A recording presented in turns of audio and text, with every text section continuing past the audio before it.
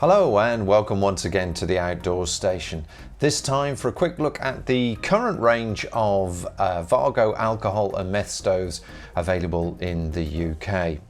Now, Vargo has probably been the forefront of lightweight titanium stoves since the early 2000s, and their simplicity and elegance is appreciated by many outdoors people who use them, myself included. Yes, sad as we are, we get very excited about titanium and great design. So let us head out into the wilds to get a quick overview on 4 of these products and more of an idea of what it's like to use them in everyday conditions. Well, it's a nice blustery day and it's always good to get out of the studio, and it's a good way of demonstrating some of the products we've got to show you. Now we're going to have a look at the Vargo Meths series of stoves, and we're just going to flip through them very briefly and then go into a little bit more detail. So first we've got the Decagon stove, which is a 38-gram titanium stove, a side burning stove.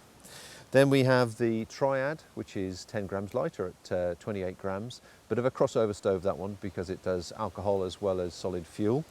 And then we have the Triad XE, which is actually more of a crossover stove in the sense that it does the solid fuel a little bit better.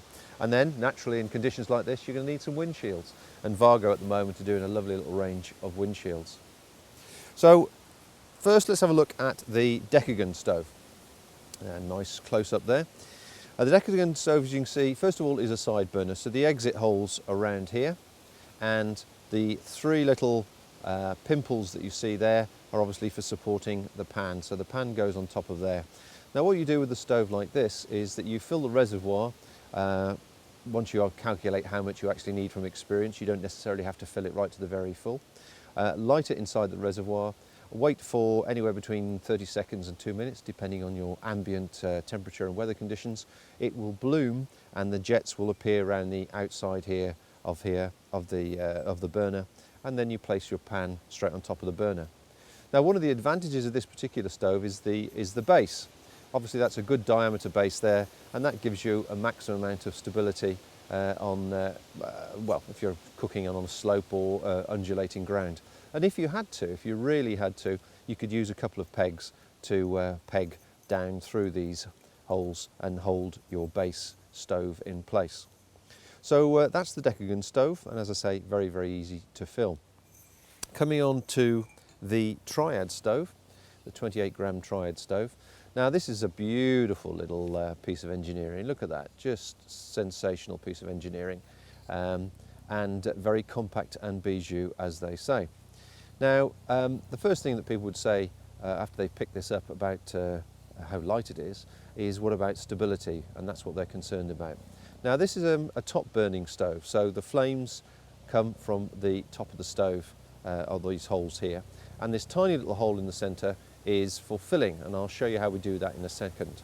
But first of all, to answer the stability question, these prongs that we've got top and bottom, well, the ones on the bottom pull out, as do the ones on the top, same sort of angle like so, and these push into the ground. So take that down to the ground, push that, wiggle it into the ground like that, and that now makes that stove very, very stable. Now the pot supports obviously do the opposite. They come up above like that, and that gives you just the right height to get the maximum yield from the heat from when the stove is primed and burning. Now to answer the question about filling the stove, we have the, what I would recommend or suggest is the Triad bottle, fuel bottle. Now this is a safety bottle that's designed specifically for liquid fuels. The reason for that, it has a valve here which, when you undo the valve like that and tip the bottle over by accident in the wherever you're cooking, hopefully not in your shelter, but anywhere near to your shelter, it's not going to leak. But as soon as you want the fuel to come out of it, you just touch the top of it and it starts to drizzle out that way. So that's the way that you would fill this without spreading fuel everywhere. And you just drizzle the fuel straight into it. And that particular bottle is very useful. They come in different sizes, 300, 500 and a litre, I believe. And as I say, as you can see here, I've got it upside down, it's not leaking, which is great because we're all absent-minded, and in the hurry to get our food cooked, you tend to do these things in a hurry and forget to shut the valve down. So shut the valve down there, put that out of the way. Now the other thing about this stove, I said it's a dual purpose stove. is that you can use it with solid fuels, and the way you do that is simply invert it.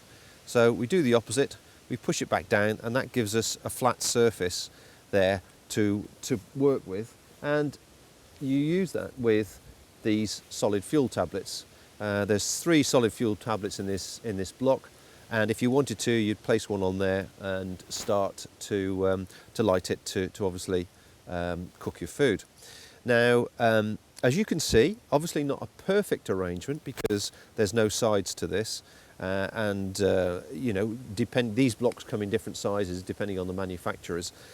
So it's more, as I say, it's a dual purpose, but actually it's predominantly alcohol.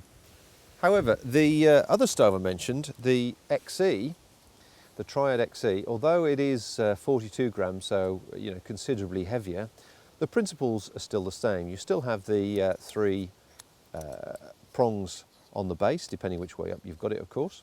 So that would push into the ground and give you the base. And then you have the upper prongs here, and that would then support the pan. However, the XE is designed rather cleverly so it breaks into 2 sections without any effort at all. This section being the one to use with the solid fuel tabs, and as you can see now, the solid fuel tabs can sit in there quite happily. There's plenty of air getting to the fuel to make sure it ignites okay and combusts, but at the same time it keeps all the residue inside the container and ensures that you get maximum yield from the fuel that you're using. However, if you want to use it as an alcohol burner, the central section that comes out looks enclosed but actually just pops apart like that, and it's a simple dish with a lid, and the lid, if you can see it there, has got holes in it there. So you pour your alcohol in there, you then put the lid on top and then close it. You don't push it down too tight because obviously it makes it too tight to pull off in the end. Then you take the base unit and place the cartridge inside, and using your Trangia bottle, drizzle a puddle of alcohol or meths on the top and light it, and that heats up the top of the cartridge. So that would then get the burner primed, vaporize the alcohol, the methylated spirits inside there, and then ignite the alcohol and giving you the full experience.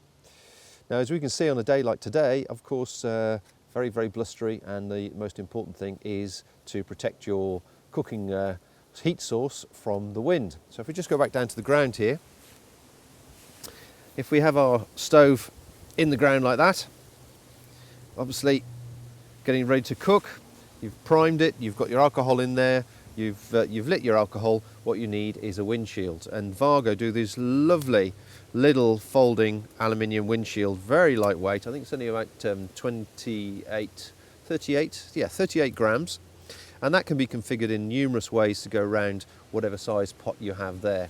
They come in a variety of flavours.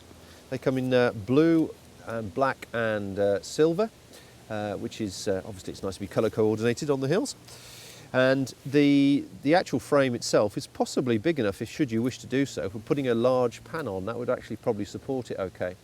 But dimensions wise, you're talking 81 millimetres high and 416, I think it is, millimetres long, the whole length of it like that. So it allows a lot of flexibility depending on what size pan you've got on there, if you've got a larger pan, or if you want to shut it right down and just have one of these small little handheld mugs. Now, before we go any further from there, of course, a lot of people have difficulty in lighting their alcohol. And what I'm going to show you in a second, I'm just going to get out one of my old stoves, which is an early Triad, one of these little stoves, which are great little burners, and I'll show you how to light that using a flint and steel. So what I've got here is my old faithful Triad, which is one I've had about 4 or 5 years now. It's been a lovely consistent stove, so rather use a new one, I'm just going to use my faithful. So the first thing you do, obviously, decide where you're going to cook, get rid of any extra debris, because if you do have any alcohol spillage, the last thing you want to do is set fire to the surrounding forest or woodland or whatever. Push it into the ground so you've got a nice stable base. Then we get the bottle of meths, which is at the moment up my jumper. Now the reason it's up my jumper is meths is an alcohol fuel, is easy to light once it's body temperature. And as I say, what you do with this, you just drizzle it in here and fill that central reservoir hole until there is a little puddle left. And it takes a reasonable amount of fuel. But having said that, it does burn for the best part of 20 minutes or so. So you can get yourself a really good cooking period should you need to. The other advantage of this particular stove, as well as the XE of course, is that when you've finished your cooking and there's liquid fuel left in, you've blown it out, you can actually drizzle the fuel down one of the legs back into the fuel bottle, which is a good way of saving some fuel. So there you go. That looks like a little reservoir there. Hopefully you can see that. I can just see that there. Now, the next thing you do, obviously in weather like this, is get your windshield. Let's get the windshield in such a way that it's protecting the wind, and at the same time you can see what's going on. And finally, we take our flint and steel, our steel and ferric rod, as somebody would say. And the technique I use, you can use this two ways. You can either flick downwards, or you can hold that steady and pull backwards. And in a case like this, I'm going to hold that steady and pull backwards. And that has lit first time. And it's a day that's cold enough for me to be rubbing my hands together. And now you probably can't see that flame, so let me prove to you that it is lit. And there we have fire. Let there be fire. So hopefully you can see that, and that's going nicely. And even in this wind, which is quite considerable, the windshield is doing what it's supposed to do, and obviously keeping it off the flames. And again, this is almost blooming. Once again, you can see this will catch fire in a second if I don't burn myself in the process. There we go. And so that is well and truly alight. So there you are. That's the little simple technique for lighting these stoves, or any other methylated spirit-based stove, alcohol-based stove, is to get the fuel up to body temperature first, then use a flint and steel or a steel and ferric rod and a few sparks, and you'll be well away. And that's worked for me pretty well all year round. Well, one thing I didn't make clear in that clip was each of the stoves do enable you to drivel any leftover fuel back into the container, which is an important feature to remember. So all three stoves, you can reclaim any unused fuel, which is, as I say, is important. You do lose a little bit as you tip it up and drizzle it out, but to be honest, it's better to know you're keeping the majority of it. So let's now have a look at the final weights of the items, and quickly go through some of the key features. Now the Decagon is well, halfway between the two of them, the other two really, as regards the weight. Burn time 15 minutes. It does take, of the three, it is the longest to bloom, and you can't put the pan on top until the flames are blooming out the side, which is, or may not be, important to you. And of course it is purely alcohol meths only. The Triad, my little favourite one there, 28 grams, the lightest of the three, very, very long burn time. It does bloom around a minute depending on the ambient temperature, and you can, of course, once you've lit that and it's waiting for it to bloom, you can put the pot straight on top and wrap the windshield round. The same goes for the dual fuel, of course, which makes it very useful. The Triad XE, exactly the same thing, slightly heavier, or the heaviest of all three in fact. Again, not the most maximum, not the longest burn time, but it blooms, using the alcohol of course, it blooms around a minute, same as the other Triad, and again it is more dual fuel friendly. It's definitely, with that little bucket shape, it does keep the residue of the material, because that solid fuel, when it burns, it does tend to break up, so it's good to keep that within the container walls, which is makes the most use of your fuel, of course. And then finally the windshield, as I say, a very useful accessory, nice and colourful, but very practical, very small as well, easy to pack, 38 grams, 80 odd millimetres high, and 41 or 416 centimetres across, of course. Now, all these items are available in the UK from Backpacking Light, along with the various accessories shown in this video, such as the fuel bottle and so on, and the flint and steel, of course. Now, we're producing a steady flow of video and audio material at the moment, so here's a brief reminder of how to subscribe to us so you don't miss out on any of the good stuff coming soon. Since 2005, over 5 million people have listened to the Outdoors Station audio podcasts, and over 1 million have watched the videos. You can subscribe to the Outdoors Station in numerous ways. Visit the website and select the link to your chosen social media network. The UK's only award-winning audio and video podcast service for the great outdoors. That's it. Thanks very much for watching once again. The next video is going to feature the Nigor Wiki-Up 3 and Wiki-Up 4 tents, two very, very popular shelters which have come out during 2013, going into 2014, so I'm sure they will be popular. So that's about it. So see you next time. Bye for now.